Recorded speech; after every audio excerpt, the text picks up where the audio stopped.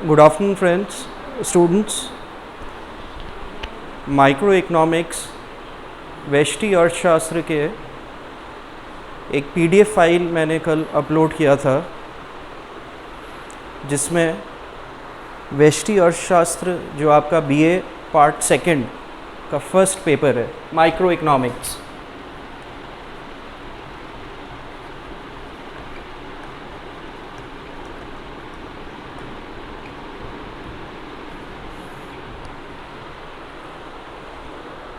उसके सिलेबस और कौन से बुक्स, कौन सी किताबें रिकमेंडेड है कोर्स के अकॉर्डिंग, आपके सिलेबस के अकॉर्डिंग कौन सी किताबें रिकमेंडेड है, वो मैंने जानकारी आपको दी थी। उसी के साथ सिलेबस के प्रथम यूनिट स्टार्ट करने से पहले, सिलेबस के प्रथम यूनिट स्टार्ट करने से पहले कुछ चीज़ें, जैसे माइक्रो इकोनॉमिक्स या व्यष्टि अर्थशास्त्र की क्या परिभाषा होनी चाहिए, व्यष्टि अर्थशास्त्र एवं समष्टि अर्थशास्त्र जिसको हम मैक्रो इकोनॉमिक्स कहते हैं, इन दोनों के बीच में अंतर क्या होना चाहिए, और व्यष्टि अर्थशास्त्र का क्या विस्तार है या उसका क्या क्षेत्र है, उसके अंतर्गत हम क्या क्या मेन चीज़ें अध्ययन करते हैं, इसके बारे में आपको जानकारी होनी चाहिए। क्योंकि micro economics first time introduce हो रहा है आपको, और जो आपका सिलेबस है उसमें यूनिट 1 में सीधा आपको उपभोक्ता व्यवहार या कंज्यूमर बिहेवियर के बारे में पढ़ाया जाता है। तो जो मैंने पीडीएफ अपलोड किया था, शेयर किया था व्हाट्सएप पे, उसी को थोड़ा मैं आपको इस प्रथम इंट्रोडक्टरी क्लास में आपको बताना चाहता हूँ कि माइक्रो इकोनॉमिक्स, जिसको हम व्यष्टि अर्थशास्त्र कह रहे हैं,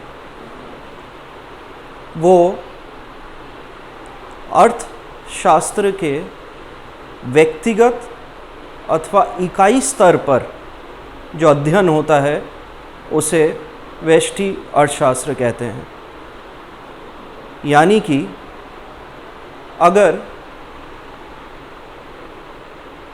व्यापार के दृष्टिकोण से या निजी क्षेत्र में कोई फैक्ट्री चला रहा है, तो उस फैक्ट्री की वस्तु की कीमत अथवा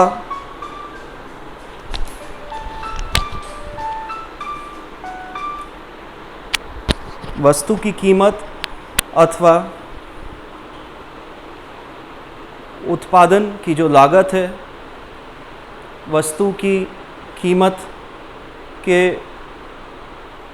अनुसार उसकी मांग या पूर्ति बाज़ार में, इन सब का अगर हम अध्ययन करते हैं तो हम उसको माइक्रो इकोनॉमिक्स या व्यष्टि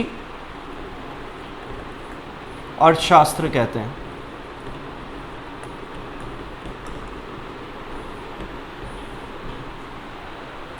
अब इस डेफिनेशन को हम समझेंगे कैसे, इसीलिए आपको समष्टि अर्थशास्त्र या मैक्रो इकोनॉमिक्स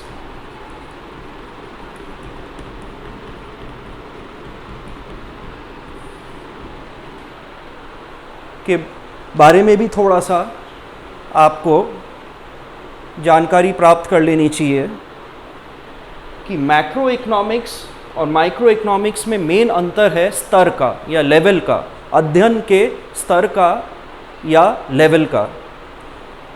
माइक्रो इकोनॉमिक्स हम सूक्ष्म अथवा व्यक्तिगत अथवा इकाई स्तर के आर्थिक चरों के अध्ययन को कहते हैं हम माइक्रो इकोनॉमिक्स।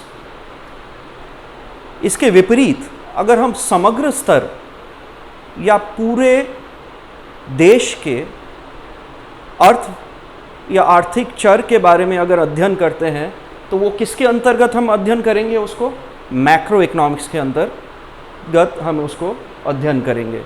यानी अगर किसी एक फैक्ट्री या एक बिज़नेस की इकाई के वस्तु की कीमत के बारे में अगर हम पढ़ते हैं तो वो माइक्रो इकोनॉमिक्स कहलाएगा। परंतु अगर पूरे राष्ट्र के कीमत स्तर की अगर हम बात करेंगे, जिसमें जितनी भी वस्तुएं व सेवाएं राष्ट्र में उत्पादित की जा रही हैं, उसके बारे में अगर अध्ययन करेंगे तो वो मैक्रो इकोनॉमिक्स के अंतर्गत आएगी। अब देखिए, साधारणतः राष्ट्र स्तर पर अगर हम आर्थिक अध्ययन करते हैं तो सिंपल हम उसको मैक्रो इकोनॉमिक्स कह सकते हैं। कोई भी आर्थिक चर जो समग्र या राष्ट्रीय स्तर पर अध्ययनरत है उसको हम मैक्रो इकोनॉमिक्स के अंतर्गत पढ़ेंगे, और कोई भी व्यक्तिगत अथवा इकाई स्तर पर अगर हम किसी आर्थिक चर की विश्लेषण करेंगे तो वो माइक्रो इकोनॉमिक्स के अंतर्गत आएगा। ये मेन डिफरेंस है माइक्रो इकोनॉमिक्स और मैक्रो इकोनॉमिक्स का, और इसी से माइक्रो इकोनॉमिक्स की परिभाषा जो मैंने पहले आपको लिखवाया है आपके PDF फाइल में, उससे आपको माइक्रो इकोनॉमिक्स के बारे में आपको मालूम पड़ता है। अब देखिए, माइक्रो इकोनॉमिक्स में और मैक्रो इकोनॉमिक्स में अंतर आपको सिर्फ स्तर के आधार पर ही नहीं, बल्कि एक मुख्य और चीज़ है जिसके तहत आप इन दोनों के बीच में अंतर कर सकते हैं, जिसे हम कहते हैं विश्लेषण। अब विश्लेषण का जो स्तर होता है, पहला तो है स्तर या तो व्यक्तिगत अथवा इकाई,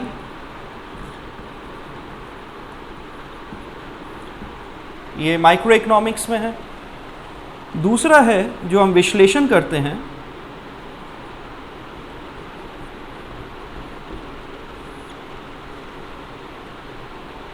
माइक्रो और मैक्रो इकोनॉमिक्स में विश्लेषण का स्तर भी अलग होता है। माइक्रो इकोनॉमिक्स में हम अगर किसी चीज़ की एनालिसिस करते हैं या विश्लेषण करते हैं, जैसे डिमांड की अगर हम एनालिसिस करते हैं, तो मांग का जो नियम होता है उसमें हम ये कहते हैं कि वस्तु की जो मांग है वो उसके स्वयं के प्रति इकाई कीमत पर निर्भर करती है। लेकिन इसमें एक और चीज़ आती है जिसको हम कहते हैं अन्य चीज़ें स्थिर रहने पे। इस प्रकार के विश्लेषण को हम आंशिक विश्लेषण कहते हैं। आंशिक विश्लेषण या पार्शियल एनालिसिस।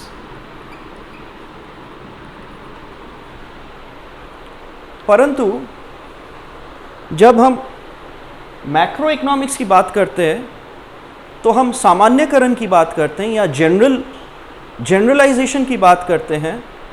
तो मैक्रो इकोनॉमिक्स में जो हम विश्लेषण करते हैं वो जनरल एनालिसिस होता है।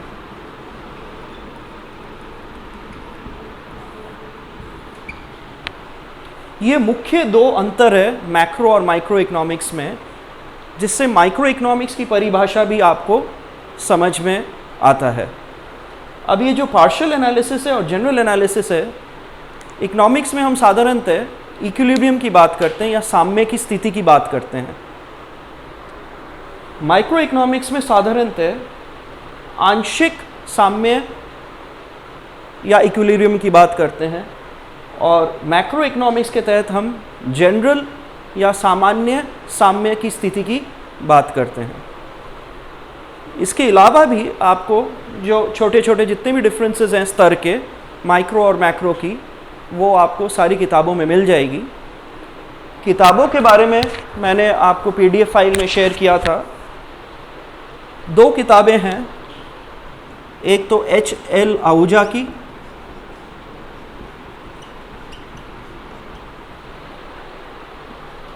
या फिर ML झिंगन की।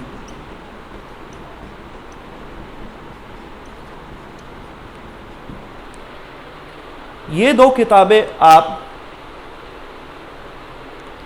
व्यष्टि अर्थशास्त्र की अथवा मॉडर्न माइक्रो इकोनॉमिक्स, आधुनिक व्यष्टि अर्थशास्त्र की आप कोई भी किताब ले सकते हैं। एक एम.एल. सेठ की भी किताब आती है जिसमें बहुत विस्तृत आपको माइक्रो इकोनॉमिक्स की एनालिसिस बताया गया है। एम.एल. सेठ की किताब भी आप रेफरेंस के लिए ले सकते हैं। अब देखिए,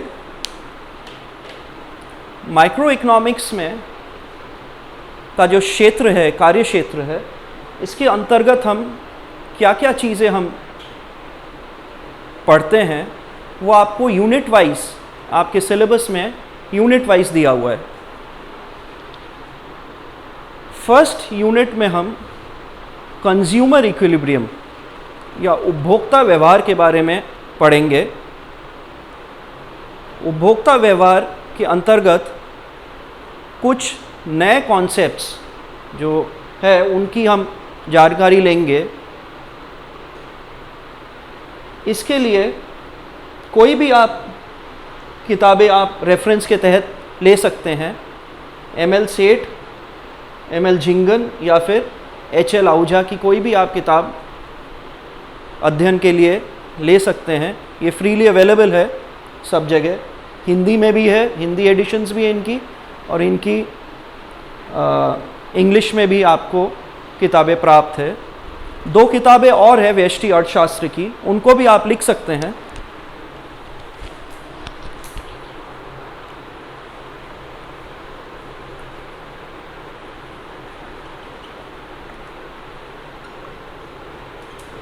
लक्ष्मी नारायण नाथूराम का, लक्ष्मी नारायण नाथूराम का, या फिर बी.एल. ओझा की किताब है, लक्ष्मी नारायण नाथूराम का या बी.एल. ओझा की। इसमें कोर्स के अकॉर्डिंग, आपके सिलेबस के अकॉर्डिंग यूनिट वाइज आपके टॉपिक्स दिए हुए हैं। ये किताबें रेफरेंस के लिए हैं।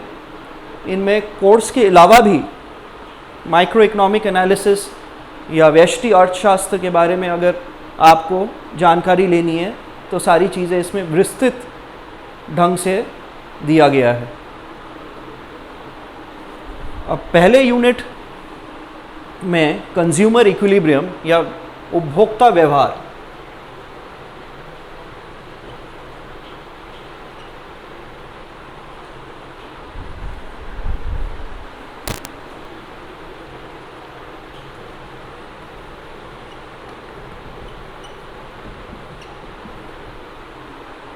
इसके बारे में पहले मैं आपको कोई पीपीटी या पीडीएफ शेयर कर दूंगा आपके जो व्हाट्सएप ग्रुप है जिसको मैंने क्रिएट किया था करीब 10-15 दिन पहले। उसके बाद मैं उसके आधार पर आपका ये वीडियो अपलोड कर दूंगा जिसमें कंज्यूमर बिहेवियर के कुछ कॉन्सेप्ट्स आपको मैं क्लियर करूंगा। तो नेक्स्ट वीडियो में हम सिलेबस के यूनिट 1 के यूटिलिटी एनालिसिस, जिसको हम उपयोगिता विश्लेषण, यूटिलिटी एनालिसिस, उपयोगिता विश्लेषण पढ़ाऊंगा। तो मैं स्टूडेंट से ये अनुरोध करूंगा कि अगर आप रेफरेंस किताब देख सकते हैं या ले सकते हैं तो बहुत अच्छी बात है, नहीं तो ये जो YouTube और PDF या PPT जो मैं फाइल्स भेजूंगा उनका अध्ययन करें और कोशिश करेंगे कि WhatsApp के तहत ही कोई एक डे ऐसा पर्टिकुलर हम सेट कर देंगे जिसमें आप कोई क्वेरीज़ हो तो वो डायरेक्ट ग्रुप में ना डाल के मेरे नंबर पे मैसेज करके, आप इस YouTube में भी वही नंबर है वैसे और WhatsApp ग्रुप में भी वही नंबर दिया हुआ है, आप उसको पूछ सकते हैं कोई भी क्वेरीज हो तो नेक्स्ट क्लास में मैं आपको कंज्यूमर बिहेवियर के बारे में पढ़ाऊँगा। उसका पहले मैं एक PDF आपको दूंगा जिसके तहत आप देख सकते हैं कि किस चीज़ के ऊपर हम कंज्यूमर बिहेवियर पढ़ाई स्टार्ट करेंगे। Thank you.